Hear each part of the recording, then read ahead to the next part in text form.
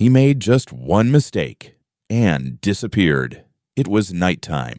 The moon was half in the sky, and its faint light fell on an old pass nestled among the desolate mountains. People called that place Cooney Pass, because anyone who passed through it never returned. The village elders often told a scary story about a ghostly bandit named Kala Kanjar. They say that years ago, Kala Kanjar was a dreaded bandit. He would rob travelers in the dark of night and kill anyone who resisted. But one night, the villagers surrounded him in that very pass. A fierce battle ensued, and finally Kala Kanjar was killed. But strange events began to occur after his death. One day, Raghav, a young boy from the village, was going to the city to buy medicine for his ailing father. He knew that going through the Cooney Pass was dangerous, but he had no other option.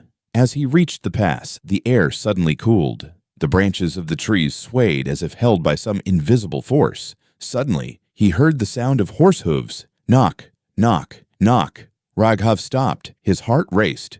"Who's there?" he asked fearfully. There was no answer. Only the horse's voice grew closer and closer, and then a dark figure emerged from the darkness.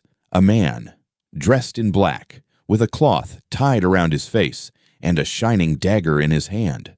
His eyes were red. "How dare you come into my territory?" came the bandit's heavy, resonant voice. Raghav understood. This wasn't a human. It was the ghost of the black dagger. He trembled with fear, but mustered his courage and said, "I have to take medicine for my father. Let me go." The bandit slowly moved toward him, his feet barely touching the ground. "No one leaves here alive," he said, picking up the dagger. Tears welled up in Raghav's eyes. He took out a photo of his father from his pocket and said, "If I don't reach here, he will die." For a moment, everything was quiet. The wind stopped. Even the rustling of the trees stopped. The ghostly robber suddenly stopped. A strange glow appeared in his red eyes, as if he had remembered something. "Father," he said softly. And then, suddenly, his face began to change. Pain began to appear on his face. "I, too, was someone's son." His voice trembled. Raghav was shocked. The robber slowly backed away. "I have committed many sins. Perhaps that is why my soul is wandering here." He dropped his dagger to the ground. "Go. You can go." Raghav didn't believe it. "Really? But—" The bandit's voice grew heavy again. "Don't look back, no matter what happens."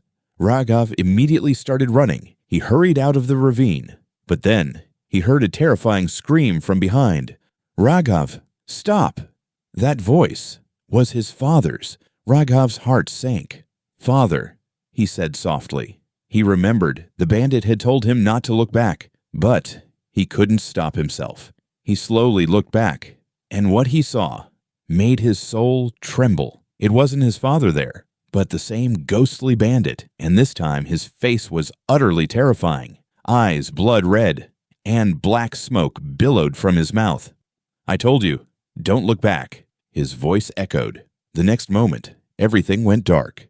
The next morning, the villagers found Raghav's bag near the pass, and beside it lay an old rusty dagger. But Raghav was nowhere to be found. Since that day, people say that two shadows now roam that pass, one with a black dagger, and the other a new ghostly bandit. And if you ever hear a voice while passing by at night, don't look back.